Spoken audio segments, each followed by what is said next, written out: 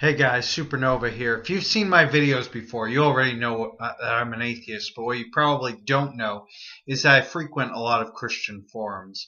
I like to debate, I think I'm good at it, and I think that practice makes me even better. So I specifically seek out people that I know will disagree with me. Christians have a lot of disagreements with me. We have great arguments. But I'm not all that fond of the form they take, and I mean, if you've ever been in a Christian forum, obviously, if you're a Christian, you probably have been. You know that uh, they often take the form of just quoting scripture. Somebody will ask a theological question, and then somebody else will come in and just quote the Bible. But generally, if somebody's asking the question, they already looked it up and they still don't know the answer. And the reason for this is because the Bible is ambiguous. There are over 1,000 different versions of Christianity, and they're all looking at the same book. So obviously, they're not interpreting the Bible in the same way. Everybody knows that if you look at Bible verse, two people get different interpretations of it. That's why you have so many people when they try to argue for their interpretation of the Bible, they say this is the original language and this is what it meant in that time. You know that because it's hard to just look at a Bible verse and get a single meaning from it. So just quoting it isn't enough. And furthermore, and I know Christians hate to admit this, but there are contradictions in the Bible. So uh, some people read this and some people read that, and they say different things, and who knows what to believe. Let me give you an example. In August of last year, I tried out Christian Chat for the first time, and a few days in, somebody was arguing about Malachi 4 verses 5 and 6. Um, it's the prophecy that Elijah the prophet would come back before the Messiah did. Now, to give you a little background on this, especially if you're an atheist, you probably wouldn't know this. Elijah the prophet was an Old Testament prophet who didn't die. He went up to heaven in a chariot of fire.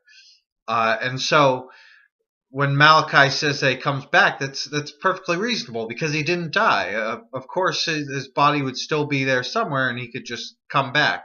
And since the New Testament tried to make Jesus Christ out to be the Messiah, then obviously Elijah would have to come back before Jesus did. And so uh, there are New Testament chapters like Matthew 11, I think verses 13 and 14, where Jesus says, this is what was written. This is the person who you're looking for. John the Baptist here is Elijah. Come back.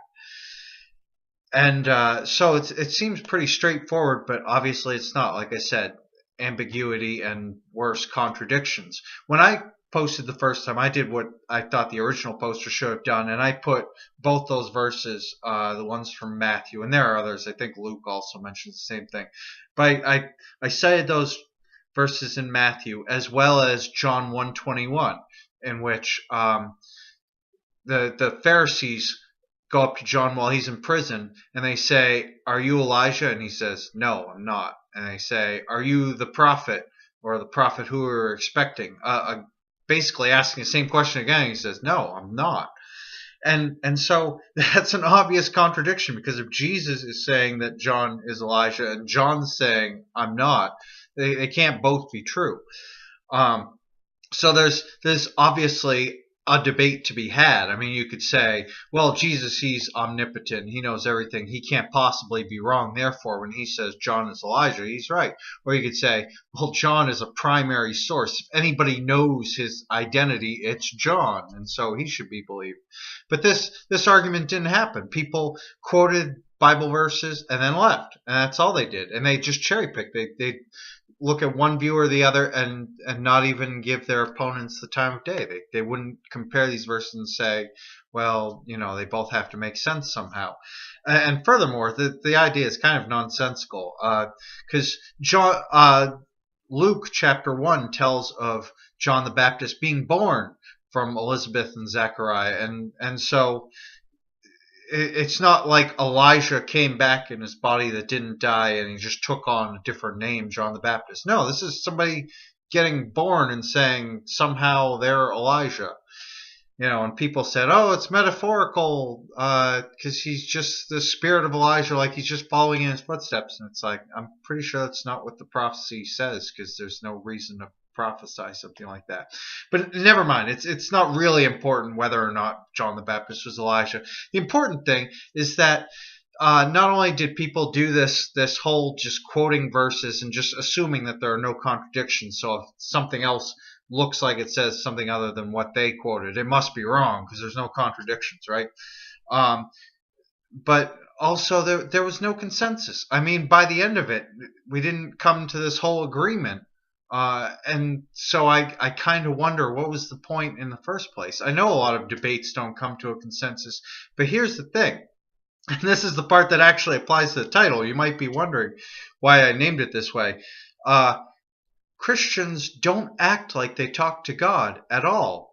You would think if somebody had a question like, is Malachi chapter 4, verses 5 and 6 referring to John the Baptist, they just pray it. They just talk to God and say, hey, is this such and such? And God would give them an answer, because Christians believe that he talks back to them, that there's two-way communication. Or you would think that somebody who had come onto this forum post would have said, let's pray about it, or I talked to God and he said the answer is this. That doesn't happen. It never happens. I mean, maybe it has before, but I've never witnessed it, and I've been at this since August of last year, like 7 months. So it's just ridiculous. You'd think that somebody who had communication with an omnipotent, omniscient being who had all the answers, they'd talk to him and find these scientific discoveries, or like Sylvia Browne used to claim, he'd tell them things that were highly personal and important, things that you could only know from God. That doesn't happen. Nobody ever gets this information that you couldn't possibly know from another source. And that is one of the main reasons why I don't think people talk to God, and by extension that God isn't actually there, because nobody ever gets anything that could possibly only come from God. But maybe you disagree with me in the comments below. If you've talked to God and he gave you some sort of information that only God could know and you can verify that, I'd love to hear it. Otherwise, peace.